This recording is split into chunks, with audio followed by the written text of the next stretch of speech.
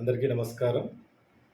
8/10/2025 అనగా బుధవారం ఉదయం 10:30 వైఎస్ఆర్ ప్రెస్ క్లబ్ నందు అన్ని బీసీ కుల సంఘాలు,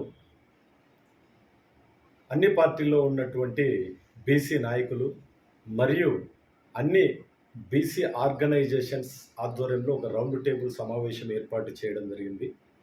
ఇందులో బీసీలకు కడప కార్పొరేషన్లో జరిగినటువంటి 8 సీట్ల అన్యాయం, అదేవిధంగా బీసీ జనరల్కు కేటాయించినటువంటి మేయర్ సీటును ఇతరులకు కేటాయించి బీసీలకు చేసినటువంటి అన్యాయం మీద, అంటే ఈ విషయంలో అధికారుల అత్యుత్సాహం కావచ్చు, నాయకుల అత్యుత్సాహం కావచ్చు, వారి ఉత్సాహమో వారి ప్రలోభాలో మాకైతే తెలియదు, కానీ మాకైతే రాజ్యాంగం కల్పించినటువంటి హక్కులకు భంగం కలిగింది కనుక మా హక్కులు మేము పరిరక్షించుకునే విషయంలో మేము గొంతెత్తకపోతే కనుక మా జాతి మమ్మల్ని క్షమించదు, మా బీసీలు నష్టపోతారు, ఇప్పటికే 8 సీట్లు నష్టపోయి మా వాళ్ళు బాధల్లో ఉన్నారు, కాబట్టి ఇప్పుడు భవిష్యత్తులో జరగబో ఎన్నికల్లో ఆ నష్టాన్ని నివారించాలన్నటువంటి ఉద్దేశంలో ముందస్తుగా ఈ మీటింగ్ ఏర్పాటు చేయడం జరిగింది.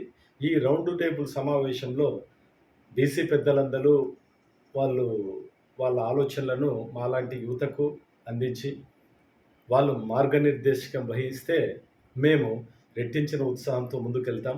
ఈ విషయంలో ఒక వేదిక ఏర్పాటు చేసి ఆ వేదిక ద్వారా అధికారులను కలుస్తాం, అదేవిధంగా అన్ని రాజకీయ పార్టీలో ఉన్నటువంటి పెద్దలను కలుస్తాం, మాకు జరిగిన అన్యాయాన్ని వాళ్ళకు వివరించి న్యాయం జరిగితే సరే, న్యాయం జరగకపోతే గనక ప్రజా పోరాటం ఉంది కదా, పోరాడితే పోయేదేమీ లేదు, బానిస సంఖ్యలో తప్ప.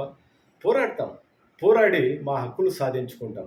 సో ప్రజా పోరాటం అయితేమి, అదేవిధంగా మాకు న్యాయస్థానాల మీద గౌరవం ఉంది, న్యాయస్థానాల ద్వారా కూడా మా ఈ పోరాటం ముందుకెళ్తుంది. కనుక ఈ మీటింగ్కు కడప నగరంలో ఉన్నటువంటి ప్రతి బీసీ నాయకుడు, ప్రతి బీసీ సోదరుడు, బీసీ ఆర్గనైజేషన్స్ నడుపుతున్నటువంటి పెద్దలు తప్పకుండా హాజరై మీ అమూల్యమైన సలహాలు ఇచ్చి, మీ చేయూతనిచ్చి, చేయి కలిపి మనందరం ఒకటై మన చేయూతతో ముందుకు పోయి మన హక్కులు సాధించుకునేదానికి మీరు నాతో పాటు అడుగు ముందుకేస్తారని, నా ఈ పోరాటంలో మీ అందరి మద్దతు నాకు ఉంటుందని ఆశిస్తున్నాను. Thank you very much.